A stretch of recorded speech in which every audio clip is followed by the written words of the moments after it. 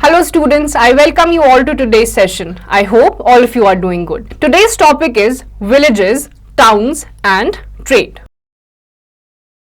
Learning topics: second urbanization, features of second urbanization, sources of information, cities with a number of functions, case study, Tamil Nadu, growth of trade, post-Mauryan dynasties, 200 BCE to 300 CE, kingdoms of South India, invasions from the northwest, India's contact with the outside world, spread of Buddhism, Buddhist pilgrims from abroad, the beginning of Bhakti. About 2500 years ago, India witnessed the process of second urbanization. The excavations show that how a unique phenomenon of urban planning existed. This planning is often compared to the life of Roman Empire. तो 2500 years ago जब civilization start हुई थी और जिस तरीके से town planning करी जाती थी उसको अक्सर रोमन एम्पायर से कनेक्ट करा गया है. Second urbanization. The first urbanization had taken place near the Indus River during 2300 to 1750 BCE. New tools like microliths, the sharp-edged polished stone and several bronze tools helped man in digging the land and maintaining animals. Fine potteries were developed after inventing wheels. First settlement is found in 13 lakh square kilometer proper town planning, trade, agriculture, fine potteries, etc. Nevertheless, these initial forms of urbanization ended abruptly, leaving no living settlements. The abrupt end of the early Harappan civilization may be the result of excessive floods, earthquakes, expansion of deserts and invasion by other tribes. तो किस तरीके से urbanisation start हुई, civilisations existence में आई and with time evolve होते होते आखिरी में कुछ ऐसे सर्कमस्टेंशियल रीजंस की वजह से जैसे फ्लड्स, अर्थक्वेक्स, ये सारी अर्बनाइजेशन और सिविलाइजेशंस का डिक्लाइन हो गया. The second urbanization started about 1500 BCE in the region of Sapt Sindhu. The Aryans, who perhaps came from Central Asia and expanded towards the region of Ganga-Yamuna rivers. This urbanization later moved towards East Uttar Pradesh, Bihar, Bengal and Deccan. The introduction of iron metal in agriculture and craft making improved the lifestyle of the people. The prosperous middle class migrated towards the east to create new settlements. The developments of finer potteries and several crafts led to professional skill. धीरे धीरे करीबन 1500 BC के आसपास second urbanisation हुई, Aryans का invasion हुआ, लोगों ने ईस्ट की तरफ मूव करना स्टार्ट कर दिया और अलग अलग किस्म की टेक्नोलॉजिकल एडवांसमेंट, अपने अलग अलग किस्म की उन्होंने इवॉल्व करा, डेवलप करा और अपना ग्रोथ करा. It made earlier farmers and herders excel in trading. They even made guilds which resembled chamber of commerce, meant for developing trade within and outside the cities, which were now about 75 in number. With the increase in trade and commerce, different kingdoms started carrying out economic transactions among themselves, widening the sphere of commerce to a greater extent. In addition to his material needs, man even looked towards God to express his gratitude for him. As a result, the number of religious institutions increased. All these factors had a cumulative effect on enhancement of urbanization and spread of village and towns. धीरे धीरे फिर लोगों ने farming से अलग trading activities करना start कर दिया. वो सारी चीजें उसने करना शुरू कर दिया जो उसके लिए नेसेसरी थी और उसके पर्सनल डेवलपमेंट और ओवरऑल पूरे सिटी या टाउन के डेवलपमेंट के लिए इंपॉर्टेंट थी. धीरे धीरे उन्होंने भगवान को भी पूजना शुरू कर दिया और उनसे अलग अलग किस्म की प्रेयर करने लगे. Names of some early urban centers. Number 1, capital cities, Patliputra, Rajgriha, Hastinapur. Second, trading cities, exports, Ujjain, Mathura, Urayur, Taxila. 3, religious cities, Vaishali, Bodh Gaya, Kashi, Sravan, Belagola, Sachi. 4, educational cities, Taxila, Vallabhai, Nalanda. 5th, coastal cities, Bharuch, Sopara, Arikamedu. तो ये कुछ 5 अलग अलग urban centres हैं जो हमारे देश के अलग अलग कॉर्नर्स पे हैं, जहां पे एजुकेशनल एडवांसमेंट, हॉस्पिटल्स और अलग अलग किस्म के इंस्टीट्यूशंस की स्थापना करवाई गई. Features of second urbanization. Use of iron. The use of iron began in the subcontinent around 3000 years ago. One of the largest collection of iron tools and weapons has been discovered in the megalithic burials. It includes access for clearing forests and the iron plow share. तो second urbanisation में आपने iron का use देखा, अलग अलग किस्म के iron access बने, प्लोज बने जो फॉरेस्ट को काटने के लिए या अलग अलग फार्मिंग एक्टिविटीज को अंजाम देने के लिए यूज करे जाते थे. Agricultural production. The kings and kingdoms developed only with the support of flourishing villages, while new tools and the system of transplantation enhanced agricultural production. Irrigation uplifted it. Irrigation facilities built during this period included canals, wells, tanks and artificial lakes. अलग अलग किस्म का agricultural production हुआ, villages में होने लगा, village से towns और सिटीज में गया. अलग अलग टाइम के वाटर चेंबर्स, कैनाल्स बनने लग गए, रेजर्वॉयर्स बनने लग गए जो आगे चल के फार्मिंग एक्टिविटीज में हेल्प करते थे. Emergence of various classes of cultivators. In South India, there were three categories of cultivators. The landowners were called Vellalar, ordinary farmers Ujavar, and landless laborers Adimai or Kadaisir. These terms have been mentioned in the Sangam literature. तो उस time पे south India में जो अलग अलग farming categories हुआ करती थी, अलग अलग आपकी हायरार्की थी, उनको अलग अलग नामों से डिनोट करा जाता था और ये सारे नाम आपको संगम लिटरेचर में आज भी देखने को मिलते हैं. In North India the village headman was grama bhojaka. He was the largest land owner of the village and also acted as a tax collector for the king. Small land owners were called grihapatis and landless workers were called Das Karmakara. In many villages there were several craftspersons like blacksmiths, potters, carpenters and weavers. जो village का headman था उसको ग्राम भोजिका कहा जाता था. जो थोड़े lower level पे काम करता था उसे गृहपति कहा जाता था और इनके अलावा वहां पे और भी किस्म के लोग काम करते थे जैसे कि ब्लैकस्मिथ हो गया, वीवर्स हो गया या फिर craftsman. Quick facts. Excavation in Jodhpur in Rajasthan have uncovered evidence of furnaces for smelting of iron ore. Other centers of iron production were Atranji Khera and Khari Dih in the western Gangetic plain. तो आपके जोधपुर में राजस्थान में जो अलग अलग किस्म की एक्सकावेशन हुई थी वहां पे आपको आयरन ओर देखने को मिलता है. उसके अलावा कई सारे गैंजेटिक प्लेन्स में भी आपको अलग अलग किस्म की आयरन प्रोडक्शन की एविडेंसेस मिले हैं. Sources of information. Literary sources such as the Jataka tales, the Sangam literature, the Ashtadhyayi of Panini and the Buddhist Tripitakas provide detailed information about ancient Indian villages and towns.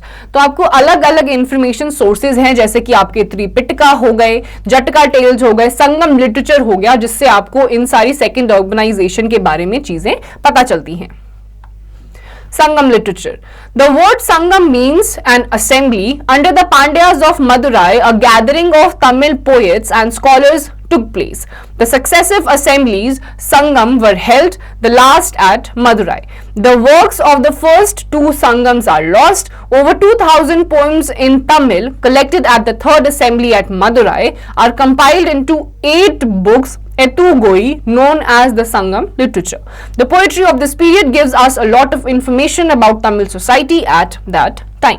संगम का मतलब होता है assembly. उस time पे जितने भी poets हुआ करते थे उन्होंने अलग अलग किस्म की पोएम्स लिखी और उन सब का जो एकदम संगम था एक जगह पे उनको अक्यूमुलेट कर दिया गया, असिमिलेट कर दिया गया और उससे हमें पता चला कि उस टाइम पे किस किस्म की अर्बनाइजेशंस हुई थी. उसी को कहा जाता है संगम literature. Archaeology. The remains found at excavated sites validate the textual data about urban centers. The cities were normally enclosed by a moat or a rampart and were sometimes fortified. Since many towns were located on river banks, the rampart also acted as protection against floods, along with being a defense against enemies. The houses were built better than before and in the later stages made of mud bricks and sometimes with baked bricks. Features such as drains, ring wells which were probably used as toilets and soakage pits were used. These were the characteristic features of the second urbanization. तो जैसे जैसे archaeologist ने अलग अलग sites पे जाके excavation करी तो उनको अलग अलग किस्म की चीजें दिखाई दी, जैसे कि उनको बेक्ड ब्रिक से बने हुए सर्कुलर कुछ ऑब्जेक्ट्स दिखाई दिए, बिल्डिंग्स दिखाई दी जो प्रोबेबली उस टाइम के लोग टॉयलेट्स की तरह यूज किया करते थे, ड्रेनेज सिस्टम्स दिखाई दिए, अलग अलग किस्म की सोकेज पिट दिखाई दी, जिससे पता चलता है कि सेकेंड टाइम जो अर्बनाइजेशन हुई थी उसमें क्या क्या चीजें मौजूद थी. Coins. Wealth was measured in terms of coins. Archaeologists have traced several thousands of coins of this period. The initial coins used for about 500 years were punch-marked coins. They were given this name as the designs were punched onto the metal, silver or copper. तो उस time पे जो coins हुआ करते थे उनको पंच करके mark करा जाता था, इसीलिए उस टाइम के जो आपके coins है सिल्वर और कॉपर के बनते थे और उनको पंच coins कहा जाता था. Cities with a number of functions. Most cities of these kingdoms grew due to the patronage of the kings and traders.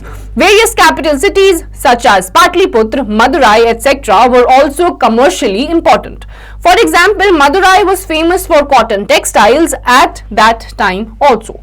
Chief ports included Barigaza in Gujarat, Murzes in Kerala, Arikamedu near Pondicherry, Korkai, Alangankulam and Kaveripattinam in Tamil Nadu. Kodumandal in Tamil Nadu was a famous industrial center where jewels, iron and steel implements and textiles were produced. Varanasi was famous for textiles, pottery, ivory objects and jewelry including stone and glass beads.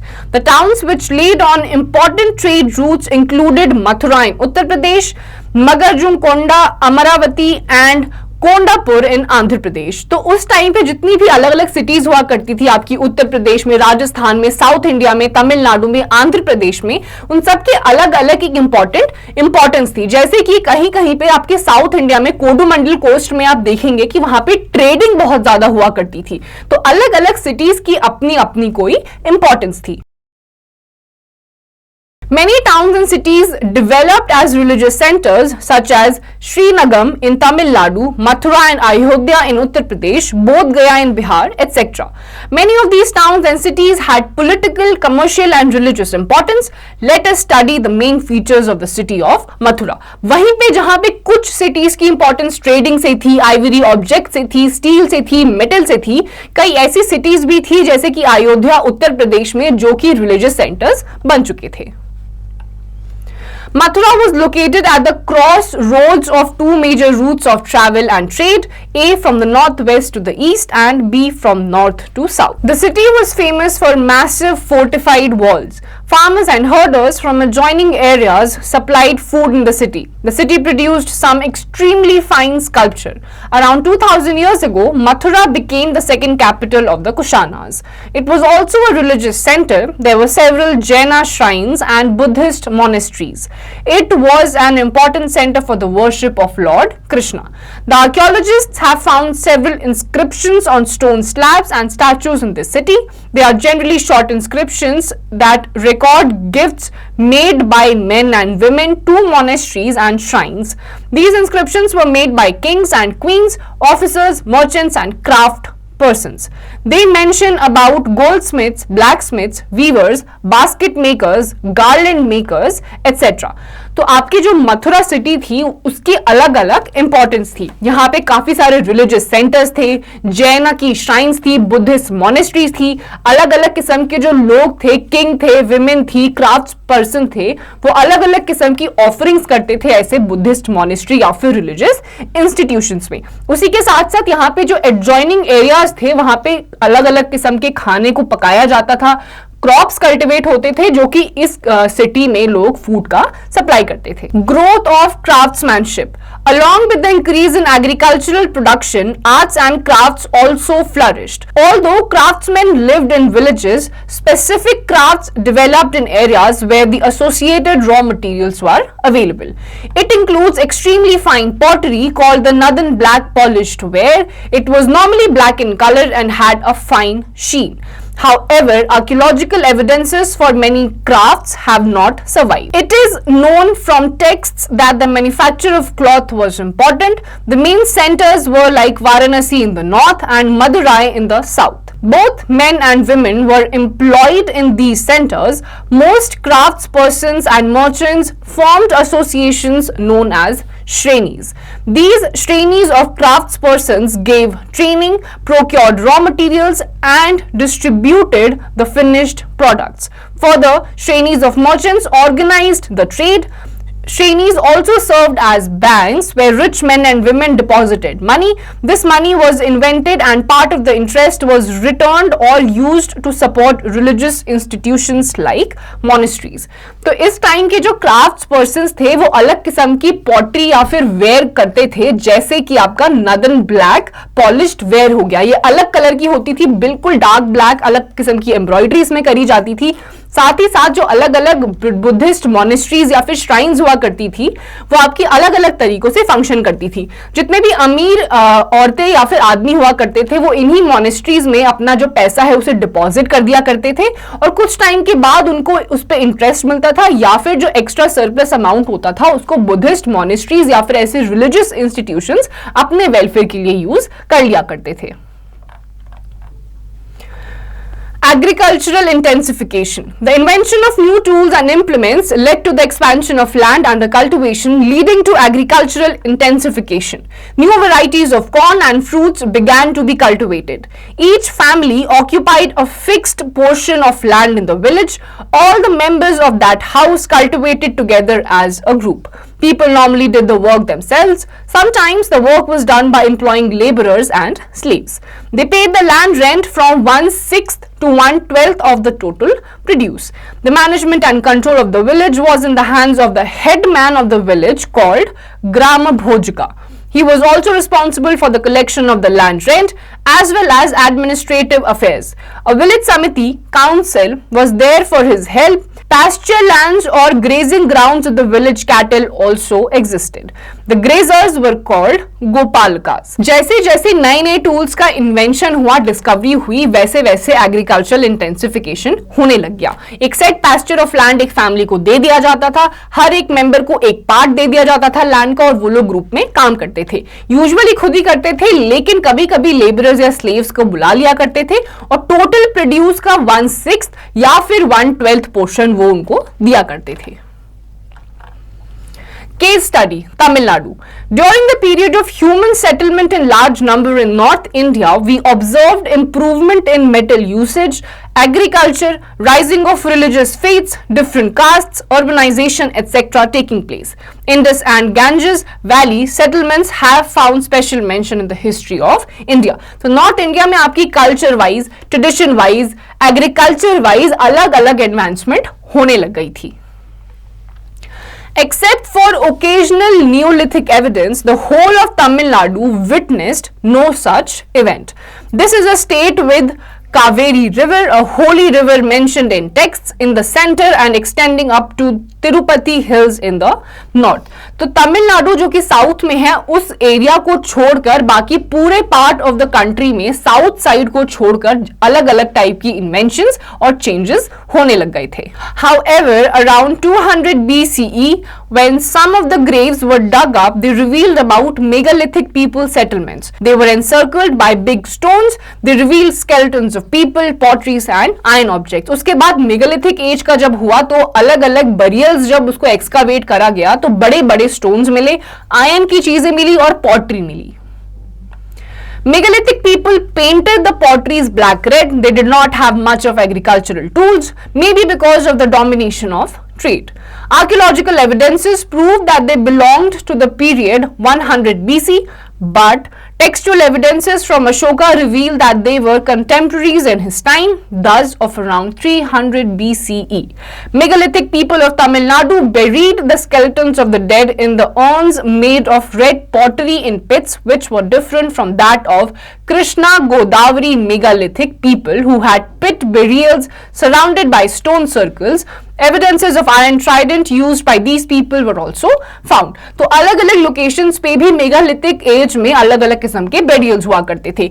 एक side पे तो बेरियल्स के आसपास बड़े बड़े stones मिलते थे, वहीं पे दूसरी तरफ रेड ब्लैक कलर की जो पॉटरी उस टाइम के लोग बनाया करते थे तमिलनाडु में, वो बेरियल साइट्स पे एक्सकावेट हुए हैं. It was during 300 to 200 BCE when kings, traders and monks visited Deccan area and formed Dakshinapath, the route to south. Traders getting gold, pearls, precious stones from Tamil Nadu is evident from textual sources. उसके बाद करीबन 300 से 200 BCE के time पे जब उस time के Kings और ट्रेडर्स ने दक्षिण पथ यानी कि the route to the south discover करा, तो अलग अलग किस्म के ट्रेडर्स बहुत सारी कीमती चीजें ट्रेड करने लग गए, जैसे कि आपका प्रेशियस स्टोन्स हो गए, पर्ल्स हो गए, गोल्ड हो गया, ये सारी चीजों का ट्रेड स्टार्ट हो चुका था.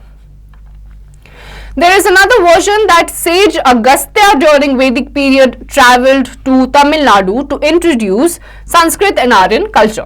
The records of the visit can be found in Tolkappiyam, Tamil grammar composed by one of his disciples. उसके बाद एक सेज अगस्त्या जब गए साउथ इंडिया की तरफ, तमिलनाडु की तरफ, तो उन्होंने एक अलग स्टोरी दिखाई जो कि लिखी गई है टोलकाप्पियम में, जो कि एक तमिल ग्रामर की बुक है.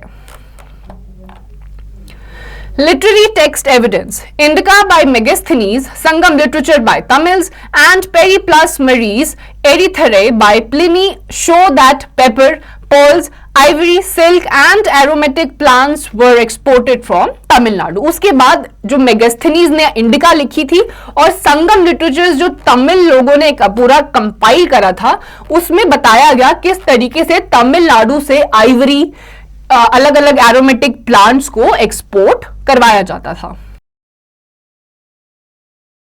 Growth of trade. From very ancient times, India had maintained close contact with distant lands. The Indian traders used to go to other countries with which they had trade relations. Similarly, the Buddhist monks traveled across the mountains to spread the message of Buddha as far as China. As a consequence, traders and scholars from other countries also came here. Craftsmen initially settled in areas near to the availability of raw materials. Trading developed as the craftsmen moved away from the source of their raw materials. Traders bought the required materials from villages where they were found and took them to sell to the craftsmen in the towns. तो आपके ancient time से ही अलग अलग जगहों पर अलग अलग किस्म का ट्रेड होने लग गया था. यूजुअली क्राफ्ट्समैन वहीं पे रहते थे जहां पे इनको लोकली ये सारी चीजें रॉ मटेरियल्स मिल जाता था. जहां पे ट्रेडर्स के पास ये रॉ मटेरियल्स नहीं अवेलेबल होता था, वो दूर कहीं पे जाकर इन सब चीजों को खरीदते थे और वापस उसी जगहों पर लाकर जहां पे ट्रेडर्स रहते हैं उनको बेच दिया करते थे. Examples: iron came from mines throughout the country. Copper was mined in Rajasthan, the Deccan and the foothills of the Himalayas. South India provided spices, especially pepper, gold, precious stones, pearls, sandalwood and ebony. जैसे कि आपका iron जो था वो all over the world या फिर country से export करवाया जाता था, इंपोर्ट करते थे. कॉपर जो था वो राजस्थान में माइन होता था या फिर जो साउथ साइड में जो फुटहिल्स है वहां पे माइन करा जाता था. The traders also bought finished goods of the artisans. Transportation of raw materials promoted trade. अलग अलग किस्म की ट्रेडर्स फिनिश्ड प्रोडक्ट्स भी खरीदते थे और इन सब चीजों का ट्रांसपोर्टेशन भी करवाया जाता था. Traders, Kings and pilgrims contributed greatly in establishing contacts with distant lands. Thus, India since ancient times had contacts with Rome, Egypt, East Africa, Greece, Iran, Arabia, Tibet, China, West Asian countries and the kingdoms of Southeast Asia. जितने भी अलग अलग pilgrims हुआ करते थे, Kings हुआ करते थे, उन सब की जो कॉन्टैक्ट थे वो दूसरी कंट्रीज में भी थे. इसीलिए एंशियंट टाइम से ही ग्रीस, ईरान, अरेबिया, तिब्बत जैसी जगहों पर भी इंडिया के साथ कॉन्टैक्ट्स बने हुए थे.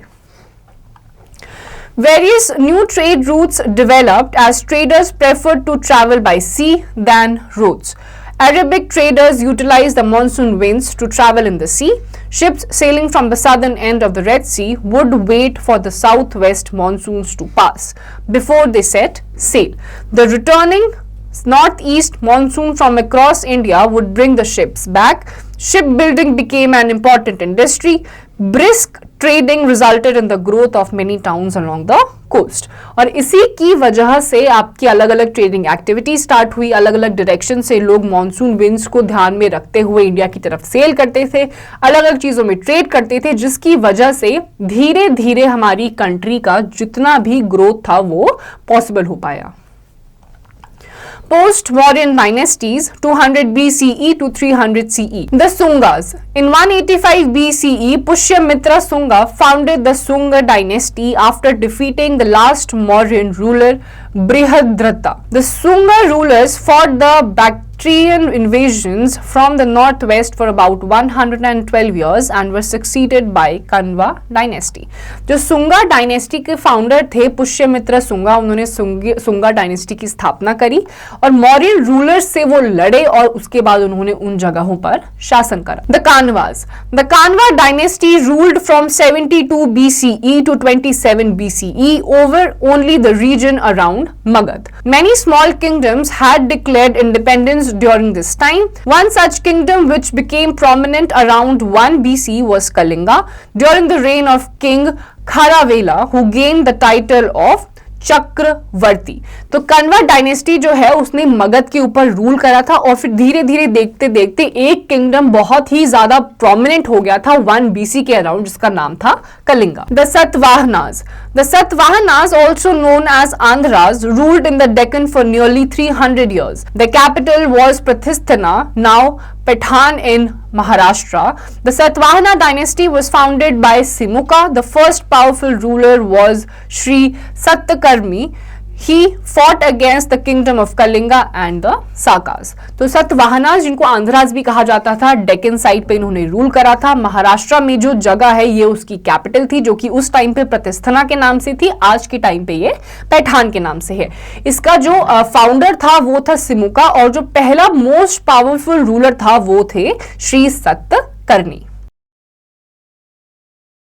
Gautamiputra Satkarni 106 to 130 CE was the greatest Satvahana ruler. He too fought against the Shakas both north and south of the Deccan. His successor Vaishiputra Pulamai 130 to 154 CE married the daughter of the Shaka ruler Rudraman. This improved relations between the two kingdoms. The last great ruler of the dynasty was Yajnasri Satkarni 165 to 194 CE. He conquered some areas from the Shakas. उसके बाद जो गौतमी पुत्र सतकर्णी थे उन्होंने सतवाहना पे rule करा और with time अलग अलग रूलर्स यहाँ पे आए जिन्होंने यहाँ पे कॉन्क्वेस्ट करने की कोशिश करी और सबसे आखिरी में जाके जो यजनासरी सतकर्णी थे वो सबसे ज्यादा बड़े लास्ट रूलर रहे इस डायनेस्टी के. The Satavahanas established a powerful empire. Continuous military conflicts, especially against the Shakas, gradually weakened them. In the 3rd century CE, the empire broke up into many small kingdoms. जो सतवाहनास थे उन्होंने अपना एक बहुत ही बड़ा एम्पायर बना लिया, लेकिन धीरे धीरे मिलिट्री कॉन्फ्लिक्ट्स की वजह से जो शाकास के अगेंस्ट में था, इनका जो एम्पायर है वो धीरे धीरे छोटे छोटे किंगडम्स में डिवाइड हो गया. Trade. The Satvahana rulers encouraged trade by building a network of well-connected roads. Outside India, trade was carried on with West and Southeast Asia. Ports on the western coast such as Barok, Kalyan and Sopara were centers of trade with countries such as Rome, Persia, Iraq, Egypt and Arabia. जो सतवाहनास थे उन्होंने trade को काफी ज्यादा encourage किया था और अलग अलग स्टेट्स के साथ इनका ट्रेडिंग सेंटर था, जैसे कि आपका रोम हो गया, पर्शिया, इराक, इन सब के साथ सतवाहनास ट्रेडिंग करते थे. Religion. The Satavahanas rulers were Hindus. Hinduism by this time, however, had undergone many changes. Rituals, ceremonies and sacrifices had become less important. The old Vedic gods had also been replaced by new ones such as Vishnu and Shiva. The teachings of the Gita had become very popular. Buddhism also flourished in the empire. Donations were given to the Buddhist monasteries by wealthy merchants and Buddhists. Nagarjuna, Konda and Amravati were important centers of the Buddhist culture. Satavahanas जो थे वो Hindu culture को follow करते थे, लेकिन जिन तरीकों से पहले फॉलो किया जाता था उन तरीकों से नहीं करते थे. पुराने जो गॉड्स थे उनको रिप्लेस कर दिया गया था नए गॉड विष्णु और शिवा के द्वारा, और इस टाइम पे जो लोग थे वो सैक्रिफाइसेस में बिलीव नहीं करते थे. अलग अलग किस्म की बुद्धिस्ट मॉनेस्ट्रीज भी एस्टैब्लिश हुई और लोगों ने बुद्धिज्म को भी फॉलो करना शुरू कर दिया. Kingdoms of South India. With the growth of trade, three kingdoms became prominent in South India. They were the Cholas, the Cheras and the Pandyas. तो South India में तीन kingdoms बहुत ज़्यादा flourish हुए, वो थे Cholas, Cheras and Pandyas. The Cholas. The Chola kingdom was also called the Chola Mandala. The earliest Chola ruler was Karikela, who defeated the combined forces of the Pandyas. The Cheras and 11 minor chieftains. The Cholas were powerful from 200 BCE to 400 CE. After this, they were defeated by the Pandyas and the Cheras. The Cholas regained their power and became one of the most prominent empires of early medieval period, 9th to 10th century AD. तो सबसे पहले चोला kingdom south India में नीचे की तरफ बहुत ज्यादा flourish हुआ. उसके बाद पांड्याज वगैरह ने इनको डिफीट कर दिया और आखिरी में जाके जो चोला किंगडम था वो वापस स्टैब्लिश हो गया और सारी साउथ इंडियन स्टेट्स में इन्होंने शासन करना शुरू कर दिया. The Cheras, also known as Kerala Putra, ruled over an area comprising North Travancore, Cochin and South Malabar. Udayan Jainal was the first important Chera ruler. The capital was Vaji. The most famous Chera king was Nedunjeral Adan. The Cheras encouraged trade with Rome and Egypt. उसके बाद जो चेरास थे इनको केरला पुत्र भी कहा जाता है. ये कोचिन, ट्रैवनकोर और साउथ मलाबार जैसी जगहों पर इन्होंने शासन करना शुरू कर दिया, जिनकी कैपिटल थी वाजी. और इनके सबसे ज्यादा मेन किंग जो थे उनका नाम था नेडुनजेरल आदन. और इनके चेरास जो थे उन्होंने रोम और इजिप्ट के साथ ट्रेड को बहुत ज्यादा प्रमोट करा. The Pandyas. The Pandya kingdom roughly included the modern districts of Tinnevelly, Ramanad and Madurai in Tamil Nadu. Its capital was at Madurai. Nedinilian was a great Pandya king. He was an able and efficient ruler. He patronized art and literature and performed many Vedic sacrifices. जो पांड्यास थे वो रफली जो present day में आपका मदुराई वाला reason है तमिलनाडु को एंड नेबरिंग सिटीज, वहां पे इन्होंने रूल करा था. और जो वैदिक सैक्रिफाइस थी उनके थोड़ा सा अगेंस्ट में थे, ज्यादा ये उस चीज को फॉलो नहीं करते थे. और उन्होंने इन सारी चीजों को, आर्ट एंड कल्चर को, उस टाइम की रिलीजियस सैक्रिफाइसेस को पेट्रोनाइज कर दिया था. Invasions from the northwest. From 200 BCE onwards, many foreigners came from Central Asia, crossed the Hindu Kush range and entered India. Some of these foreigners were the Indo-Greeks, the Pallavas, the Sakas and the Kuthanas. तो around 200 BC में बहुत सारे foreigners central Asia से हमारे Hindu Kush range को cross करते हुए India में आए और अलग अलग डायनेस्टीज में जाके इन्होंने ट्रेडिंग और उसके बाद रूल करना शुरू कर दिया. The Indo-Greeks, 200 BCE to 135 BCE. The first among the foreign invaders were the Bactrians, Greeks who had settled in Bactria in Afghanistan. When they crossed the northwestern passes to India and settled here, they began to be called the Indo-Greeks. King Demetrius I, 200 BCE to 190 BCE, extended his kingdom as far as Punjab and assumed the title, the King of Indians. Eventually, he was succeeded by his sons who expanded the boundaries to include the present day Punjab. सबसे पहले जो invaders आए थे वो Bactrians थे, जो कि अफगानिस्तान के बैक्ट्रियन रीजन में रहते थे. जो सबसे पहले थे वो थे किंग डेमेट्रियस. उन्होंने पंजाब जैसी जगहों पर जाके शासन करना शुरू कर दिया था और उनको टाइटल दिया गया था the king of India. Menander, called Milinda, 155 BCE to 135 BCE, as one of the most famous Indo-Greek rulers. He was a Greek general born in India. His capital, Sakala, present-day Sialkot in Pakistan, became very important center of arts and learning. Menander has been compared to Alexander in his style of warfare. He became a Buddhist and gave back the conquered territories to Indian rulers. The Milinda Panha, or the Questions of Milinda, narrates the story of conversion of Menander to a Buddhist after a long discussion with Nagasena, a Buddhist philosopher. Menander, जिनका नाम Melinda भी है, इन्होंने ये Greek थे, Greek ruler थे, लेकिन India में पैदा हुए थे. इन्होंने अलग अलग जगहों पर कॉन्कर किया था, लेकिन उसके बाद इन्होंने अपनी सारी जितनी भी कॉन्कर्ड लैंड थे वो इंडिया को वापस कर दिए थे. बुद्धिज्म में इन्होंने खुद को कन्वर्ट कर लिया था. और मिलिंद पान्हा, जो कि है क्वेश्चंस ऑफ मिलिंदा, वो बताते हैं कि जब उन्होंने नागासेन से जितनी भी कॉन्वर्सेशन करी थी, क्वेश्चंस पूछे गए थे, वो मिलिंद पान्हा में मेंशन्ड हैं. The Indo-Greeks introduced coins with images of the ruling kings for the first time. They also introduced Greek elements in Indian art, which became popular as the Gandhara school of art. उन्होंने अलग अलग coins का भी mention किया और अलग अलग art forms भी लेकर आए.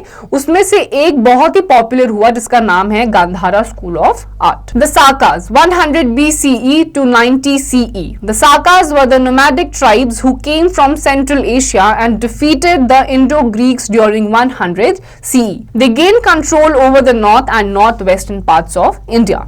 Rudraman I was one of the most powerful Saka rulers. Ujjain was his capital city. The Sakas introduced the satrap system of administration.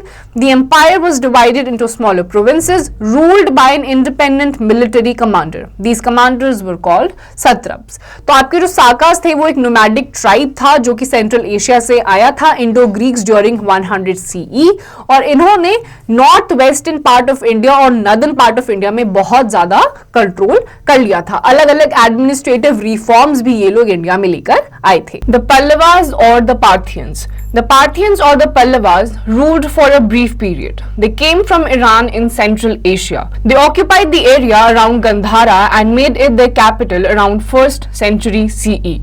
Gandophanes was the most powerful Pallava ruler. His rule extended up to South Afghanistan. They were defeated by the Kushanas. तो पल्लवास जो थे उन्होंने काफी कम समय के लिए, एक brief time के लिए इंडिया पे रूल करा था. ये ईरान से सेंट्रल एशिया में आए थे. इन्होंने गांधारा वाला रीजन पूरा का पूरा रूल करा था और इनका जो रूलिंग एरिया था वो एक्सटेंड हो गया था साउथ अफगानिस्तान. उसके बाद कुशानाज आए और उनसे ये डिफीट हो गए. The Kushanas, 1 CE to 300 CE. The Kushanas or the Yuchi-Chi tribe came from the northwest China and settled down in Afghanistan in the 1st century CE. They defeated the Pallavas, the Indo-Greeks and the Sakas. They were founded as a dynasty by Kujula Catchfaces who conquered Kabul and annexed Gandhara including Taxila. Later they occupied the whole of Kashmir and Punjab and parts of present-day Uttar Pradesh and Rajasthan. They followed Buddhism and the Indian culture, which they adapted themselves to West Asia and central Asia. जो कुशानास थे वो north west China की एक tribe है, वहां से आए थे.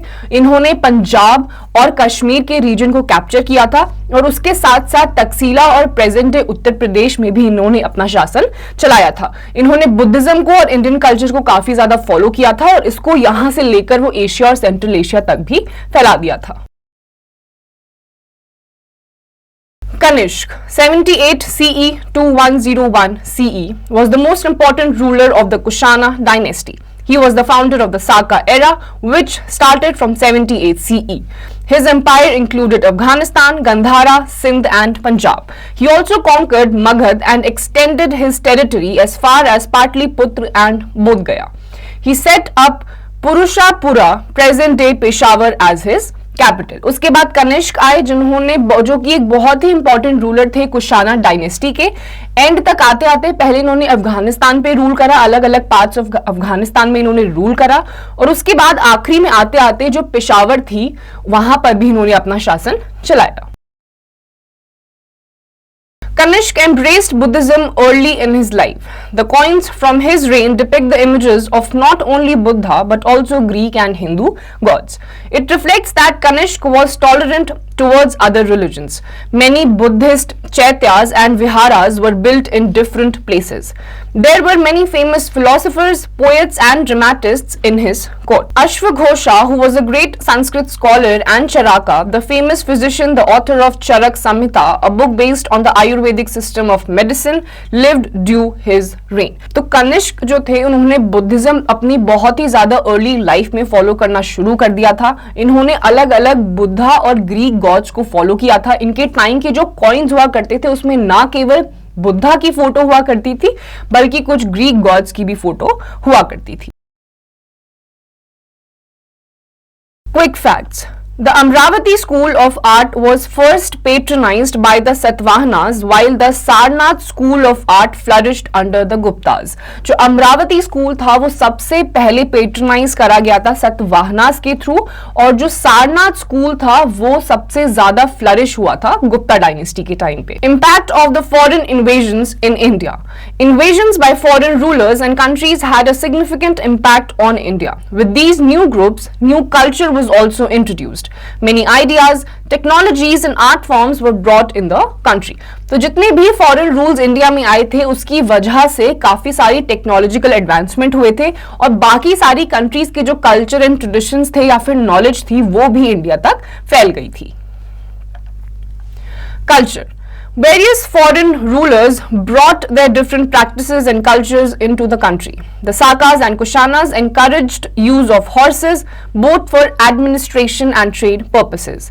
They also introduced the use of helmets and riding boots necessary for horse riding. जितने भी फॉरेन रूलर्स थे वो अलग अलग जो इंडिया अलग अलग टाइम पे पहुंचे थे उन्होंने अपने अलग अलग प्रैक्टिसेस एंड ट्रेडिशंस को फॉलो करवाया और इंडिया तक पहुंचाया. जैसे कि कुछ ऐसे थे जैसे कि आपके साकाज एंड कुशानाज हो गए. उन्होंने हॉर्सेस को ज्यादा से ज्यादा एडमिनिस्ट्रेशन एंड ट्रेड पर्पसेस के लिए यूज करने के लिए मोटिवेट किया.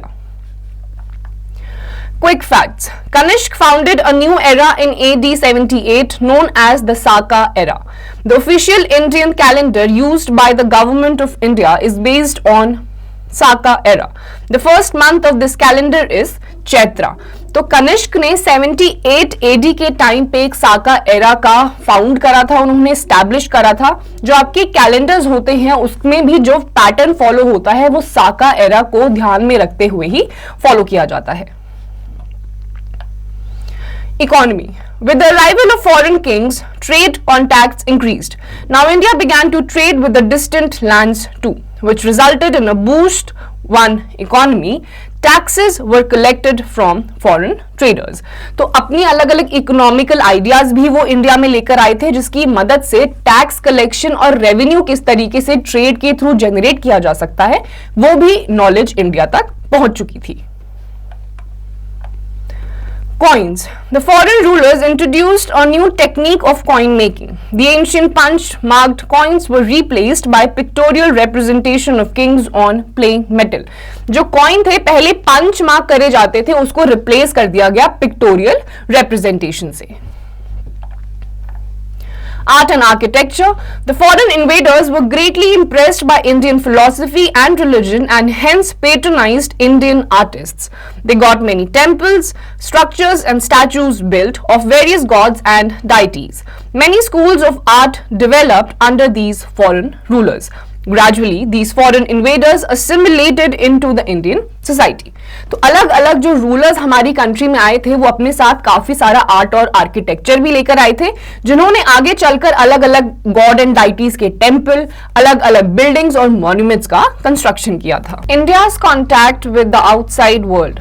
The political domination of foreigners in North and Northwestern India helped in establishing regular trade contact between Central Asia and India. New trade routes to Central Asia opened up. One of the most famous of these routes was the Silk Route. जैसे जैसे अलग अलग north western part से या central Asia से India में trade होने लग गया था तो एक अलग टाइप का रूट डेवलप या जनरेट हो गया था सेंट्रल एशिया और इंडिया के बीच में जिसमें से एक सबसे इंपॉर्टेंट रूट था silk route. Silk route. The Chinese were the first to invent the technique of making silk almost 7,000 years ago. They used to go to distant parts of the world on foot horseback or on camels, taking the land route, carrying silk with them. They carried their silk up to West Asia and the Roman Empire. It was this path or route which the Chinese followed, which came to be known as the Silk Route. Silk was highly valued and luxurious item among the rulers and rich people of Rome and West Asia. It was an expensive item of trade because bringing it to Rome from China involved traveling over dangerous and rough terrains. तो Chinese traders जो थे वो इस root से silk का trading करते थे, China से इंडिया में लेकर आते थे या फिर चाइना से रोम भी इसको पहुंचाया जाता था। ये काफी ज्यादा एक्सपेंसिव हुआ करता था, लग्जूरियस आइटम था और केवल जो रिच पीपल एलीट ग्रुप था वो ही इसको अफोर्ड कर पाता था। The Kushanas controlled the Silk Route, which started from China and passed through Central Asia and Afghanistan and Western Asia. This route was a source of great income to the Kushanas. They levied tolls on the traders and in return offered them protection from robbers on the route. India received a good deal of gold from the Altai Mountains in Central Asia. Gold could also have been received from trade with the Roman Empire. It is because of this availability of gold that the Kushana rulers became the first to issue gold coins on a large scale. जो कुशानास थे उन्होंने Chinese trader को silk के बदले में जितने भी वहां पे रास्ते में कोई चोरी या उचक्के होते थे उनसे प्रोटेक्शन के अगेंस्ट में उनसे सिल्क लेते थे। यहां तक कि रोमन एम्पायर्स के पास गोल्ड बहुत ज्यादा होता था, वो गोल्ड की ट्रेडिंग करते थे और यही रीजन था कि कुशानास पहले ऐसे रूलर्स बने थे जिन्होंने गोल्ड के कॉइन्स सबसे ज्यादा भारी मात्रा में प्रोड्यूस करे थे। Maritime trade. Maritime trade started in India during the Mauryan period. India had trading links with two major empires, the mighty Roman Empire in the west and the Han Empire in China in the east. तो maritime trade जो था वो सबसे पहले India में Mauryan empire के through start किया गया था। The Greek text Periplus of the Erythraphan Sea, written in the 1st century CE by an anonymous sailor, contains information about two major Indian ports, Barbary Cone at the mouth of the river Indus and Bharuch at the mouth of the river Narmada. तो river Indus और river Narmada के mouth पे जो दो maritime trade centres थे, ports थे, वो एक अनोनिमस ऑथर ने अपनी एक बुक में उसके बारे में इंफॉर्मेशन दी है। The imports in the north included brocades, coral, frankincense, glass, vessels, money and wine. Different varieties of glass objects made by Romans were highly valued in many countries, including India and China. In exchange for these, the exports from India were spices, precious stones like turquoise, lapis lazuli and carnelian and Chinese silk and yarn. जितने भी अलग अलग type के imports होते थे वो इन्हीं roots के थ्रू इंडिया में पहुंचाए जाते थे, जिसमें कुछ ऐसी इंपॉर्टेंट लग्जूरियस चीजें भी थी जैसे कि आपका टर्कोइस हो गया, लापिस लजूली हो गया। ये सारी चीजें मैरीटाइम ट्रेड के थ्रू ही इंपोर्ट करवाई जाती थी। Spread of Buddhism. In this period, Buddhism enjoyed the patronage of many rulers. Among them, the Kushana king Kanishk and Indo-Bactrian king Milinda were the most famous ones. Kanishk was deeply influenced by Buddhism. During his reign, the 4th Buddhist council was held at Kashmir. This was presided over by a famous scholar, Vasumitra. Other scholars who attended this council were Ashwaghosha, who wrote Buddha Charita, Nagarjuna, Taranath and Charaka. तो जिस time पे Buddhism बहुत ज्यादा spread हो गया था, इस time पे बहुत सारे रूलर्स की पेट्रनेज इनको मिली थी। कनिष्क जो कि कश्मीर में उस टाइम पे रूल कर रहे थे, उन्होंने भी उस टाइम पे एक सेरेमनी रखवाया था, एक काउंसिल रखवाई थी, बुद्धिस्ट काउंसिल, जो कि ऑफिशियली स्टार्ट करी गई थी या फिर प्रिसाइड करी गई थी वासु मित्रा के through. Buddhism by this time had split into many sects. In the fourth Buddhist council, Buddhism was formally divided into Mahayana and Hinayana. तो इसी टाइम पे बुद्धिज्म के दो सेक्ट सामने आए थे और वो थे हिनयाना और Mahayana. Mahayana literally means greater vehicle. It became prominent during the reign of Kanishk, who ruled large parts of the Indian subcontinent in the late 2nd century CE. तो महायाना का मतलब होता है ग्रेटर व्हीकल और ये कनिष्क के रूल के टाइम पे सबसे ज्यादा प्रसिद्ध यानी कि फेमस हुआ था. The worship of bodhisattvas also became popular in Central Asia, China, Korea and Japan. They were people who had attained enlightenment, but they had chosen to remain among the people to work for their welfare. In Hinayana Buddhism, the Hinayana Buddhists did not believe in idol worship or in the worship of the bodhisattvas. Kanishk built many stupas and viharas. He built a monastery at Peshawar. तो जितने भी आपके idol worship वाले followers थे जिसमें China, Tibet ये सारे parts आते हैं, उन्होंने आपका महायाना बुद्धिज्म को फॉलो करना शुरू कर दिया था. ऑन द अदर हैंड जो हिनयाना सेक्ट था बुद्धिज्म का, वो आइडल वर्शिप में बिल्कुल भी बिलीव नहीं करते थे. The Buddhist sangha played an important role in the spread of Buddhism to west and central Asia, Korea, Japan and China. As Buddhism spread to China, many Chinese scholars traveled to India to learn more about Buddhism. Indian scholars who went to China not only carried Sanskrit manuscripts with them, which they translated into Chinese, but some of them wrote books in Chinese too. One such scholar, Kumarajiva, was a prolific writer. 47 books written by him has survived. He also translated the works of the life of the great Indian scholar Nagarjuna into Chinese. तो जो Buddhist संघा थे वो जब अलग अलग जगहों पर जाते थे वो अपने साथ ना केवल संस्कृत की किताबें लेकर जाते थे, मैन्युस्क्रिप्ट्स लेकर जाते थे जो वो चाइनीज में कन्वर्ट कर देते थे, बल्कि कुछ ऐसी भी उन्होंने बुक्स लिखी हैं जो कि उन्होंने चाइनीज में ही लिखी हैं. उसमें से एक प्रोलिफिक राइटर हैं आपके कुमार जीवा. Buddhist pilgrims from abroad. Famous Chinese scholars and pilgrims who visited India were Fa Hain, Hyun Sang and Singh. तो आपके कुछ ऐसे भी स्कॉलर्स थे जो कि फॉरेन कंट्री से आए थे और उन्होंने बुद्धिज्म को फॉलो किया था. Fa Hain. Fa Hain was a disciple of Kumar Jiva in China. He left his country China in 399 CE, reached India in 405 CE during the reign of Chandragupta II and stayed here for about 6 years till 411 CE. He wanted to collect authentic copies of Buddhist scriptures. The accounts of his travels give us a lot of information on temples and monasteries and many Buddhist legends. तो सबसे पहले ऐसे हैं आपके फा हाइन जो कि आपके कुमार जीवा के डिसाइपल थे. इन्होंने चाइना को छोड़कर इंडिया में आए और बहुत सारी बुद्धिज्म को फॉलो करते करते ही ऐसी मॉनेस्ट्रीज का भी एस्टैब्लिशमेंट किया. Fa Hain found India a very peaceful country with hardly any serious crime. The administrative system was very efficient. He noticed that people could travel fearlessly without passports. He found that most of the people were vegetarians, though some ate meat. Buddhism was still flourishing while Hinduism was widespread.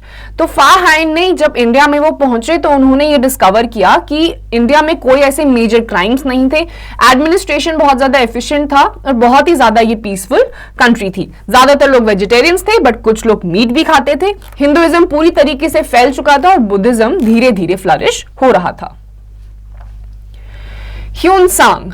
Hyun Sang came India in the 7th century CE when Harshvardhana ruled over northern India.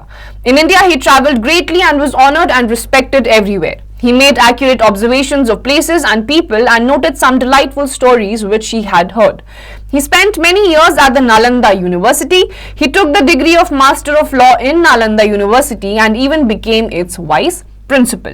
तो ह्यू सांग जब India में 7th century CE में आए थे उस time पे हर्षवर्धना ने नॉर्दर्न इंडिया में अपना शासन फैला रखा था और उनको ये हमारी कंट्री बहुत अच्छी लगी थी. जहां पर भी वो जाते थे उनको काफी ज्यादा रिस्पेक्ट दी जाती थी. He tells us that the system of education which began early proceeded in stages to the university level.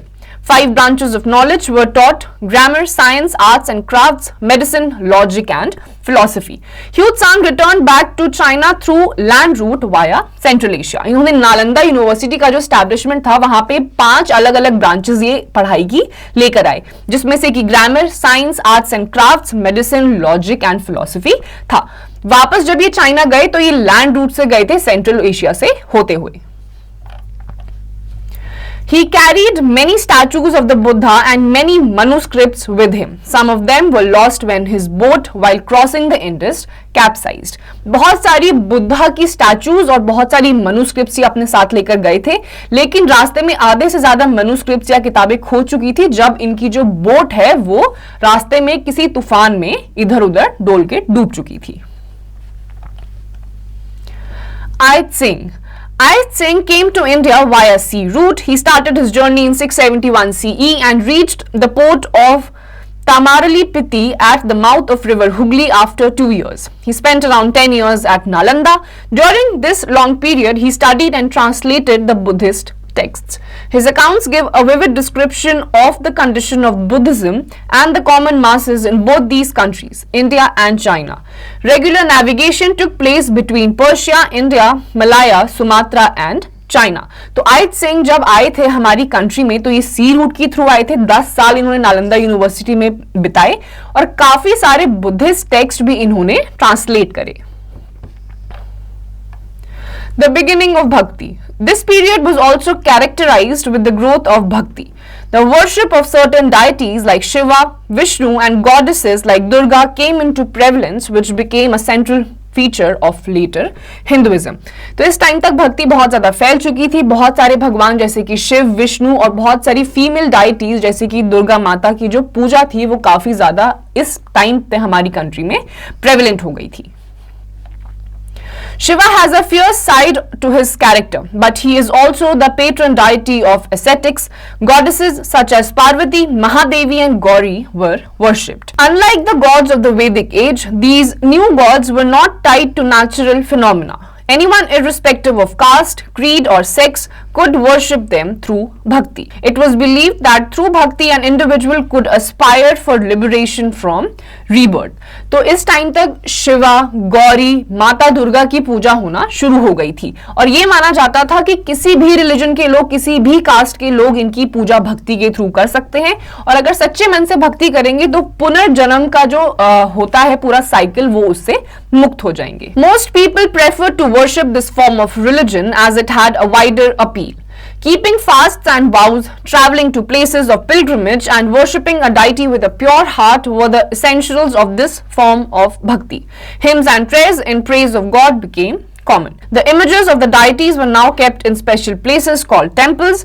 The temples were small and inconspicuous as compared to Buddhist monasteries during this period. इस time पे भक्ति बहुत ज्यादा फैल चुकी थी, लोग भक्ति को बहुत ज्यादा फॉलो करने लग गए थे क्योंकि इसका जो अपील था वो काफी ज्यादा वाइड था।